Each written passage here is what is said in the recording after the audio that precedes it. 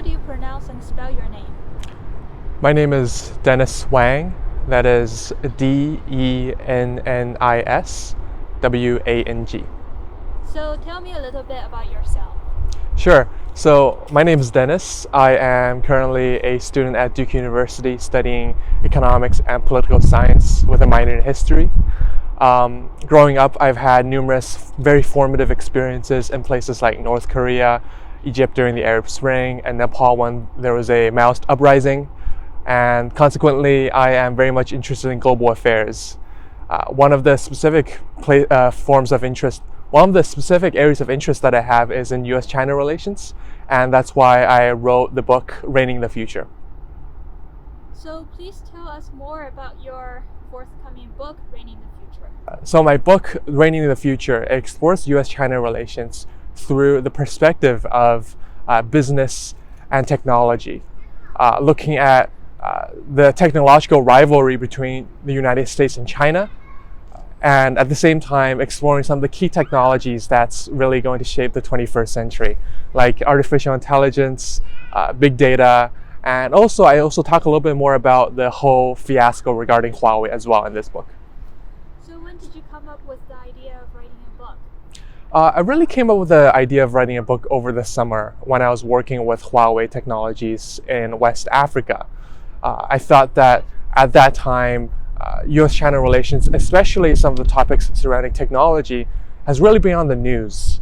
However, there is a lot of misunderstanding on both sides on what is really going on. Working at Huawei during that time, I thought that I can leverage some of my past experience, my coursework at Duke University, as well as some of my own research pertaining to this topic, and tie it all together in the form of a book project to sort of tell everyone what is going on and share some of the underlying stories that is related to some of the news headlines that we're looking at. So why did you choose to intern at Huawei this past summer, and why did you choose to include Huawei in general in your book? So I think the first part to the question is why I decided to go to Huawei. Well, I wanted to go to this company because I wanted to get a Chinese perspective. I think that having grown up in both Canada, Malaysia, as well as the United States, I have not spent most of my life in China. So I think getting a Chinese perspective is definitely very important. Furthermore, I think that before the summer, I was already very much interested in US-China relations. And so I wanted to really dive deep into the background of all the things that are going on and really go to one of the most controversial companies that we have right now. Can you tell me a little bit about your internship experience at Huawei this summer? What particular fun things have you encountered while you were traveling in Africa for your internship? Yeah, so I was in West Africa for my work with Huawei. Specifically, I was in Morocco, Burkina Faso, and Mauritania, spending about 3 months in these places.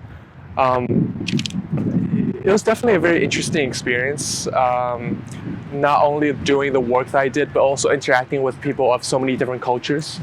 Morocco itself is a very multicultural place. One specific fun experience I had was, traveling from Western Sahara, which is a geographically disputed territory, to Mauritania. It was an 18-hour bus ride, and we had to go through this minefield along the border where we could still see the wreckages of war, and our car broke down in the process, and we had to fix our car in the middle of the desert, in the middle of nowhere, and it was definitely a very fun experience. So Huawei has a lot of offices across the world. Yes. Why did you choose Africa? Well, I chose Western Africa specifically because it offered sort of like an adventure. So with the previous story I talked about, I think that these sort of experiences I would not have had in other places. And specifically, I wanted to go where, a lot of the news headlines have been discussing, with China's involvement in Africa. Some describe it as sort of like neo-colonialism. I wanted to see whether that's truly the case and try to be involved myself and discover what is really going on. How many chapters are in your book, and what does each chapter cover? So my book has 13 chapters. They are organized into 2 parts. The first part explores some of the historical dynamics between the United States and China, starting first with the Opium War. It also discusses some of the more international relations theory side of things. Uh, However, part two, that talks more about sort of the technologies that we are dealing with, like artificial intelligence, big data, and 5G, and also Huawei. And in part two, I bundle these together into groups of 2 or 3 chapters, discussing stories and offering insights on these topics. So, what do you think is the intended audience of your book? I think really my book has a quite a broad audience. I am catering this book towards whoever is interested in what's happening in the world, global affairs. That could be students, that could be academics, people who are in industry. Basically, if you like following the news, if you like learning about what is going on in the world, I hope that this will be a good book for you.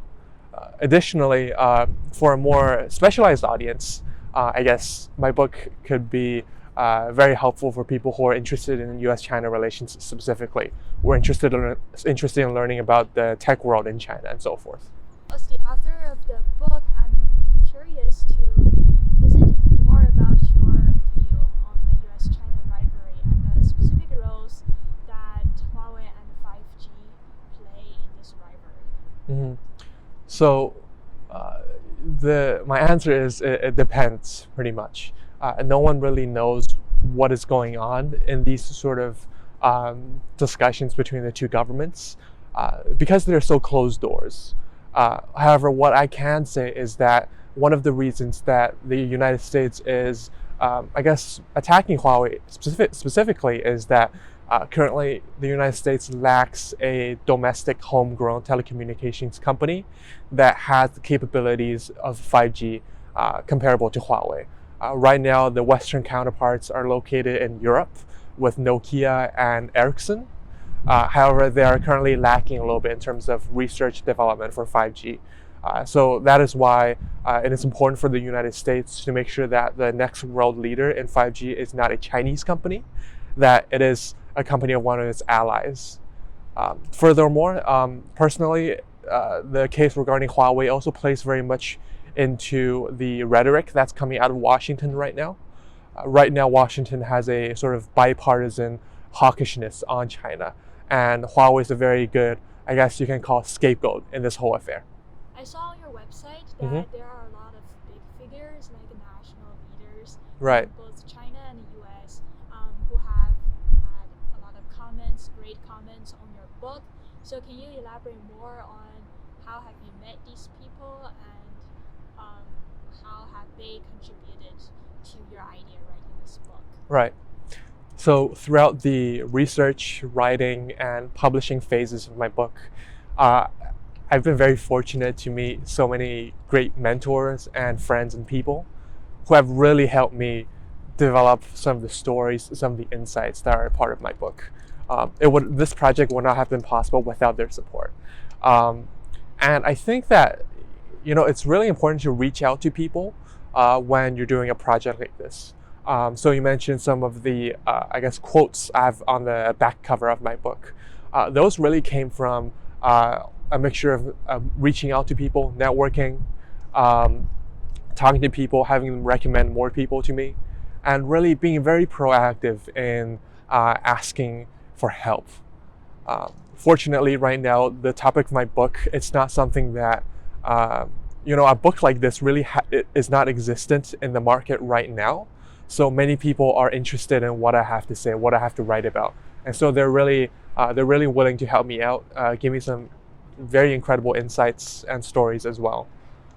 So one example that I guess I can talk about is Dennis Simon, which is the Vice Chancellor of Duke Kunshan University and professor at the Duke Fuqua School of Business. So a person like this who really helped me craft some of my stories, giving me some very interesting insights, and also a person who was offered to write a quote for my book. He's someone I reached out just through emailing him through the Duke repository of emails. So really a lot of people are willing to help out if you ask for the help. Writing a book is a very long process. It requires there's a Right. lot of research, Mhm. and you definitely have to put a lot of time and effort into the research process. So, can you tell me specifically what has motivated you to go through such long research process and to write so many words such that it can be published as a book? Right. Yeah. So writing my book was indeed a very long process. It.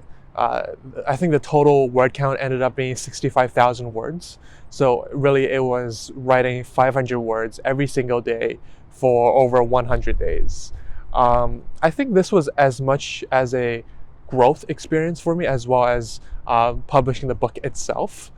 Throughout the process, going into the process, I knew that I wanted to learn more about this topic, meet new people who are interested in this topic, have some guidance from very good mentors. And so I entered this project not only thinking about publishing the final book as the end result, but also the learning that I'll gain from doing this thing. So I think throughout I really learned so much, and now all my friends ask me for help for writing pretty much. And I think I would recommend any student who is interested in exploring an area of their passion to write a book because it really is such a fruitful experience. Anyone is interested in learning more about your book, where can they look up more information? Sure. So in late February of 2020, my book will be published in both paperback and ebook versions. The best way that you can find information about this book is by visiting the website rainingthefuture.com. If you'd like to purchase a copy of the book, either a paperback or ebook, you can visit amazon.com, Barnes & Noble, or the platform called Kobo. And it will definitely be available on all of these platforms by late February. Okay, thank you, Dennis. Thank you very much. I appreciate it.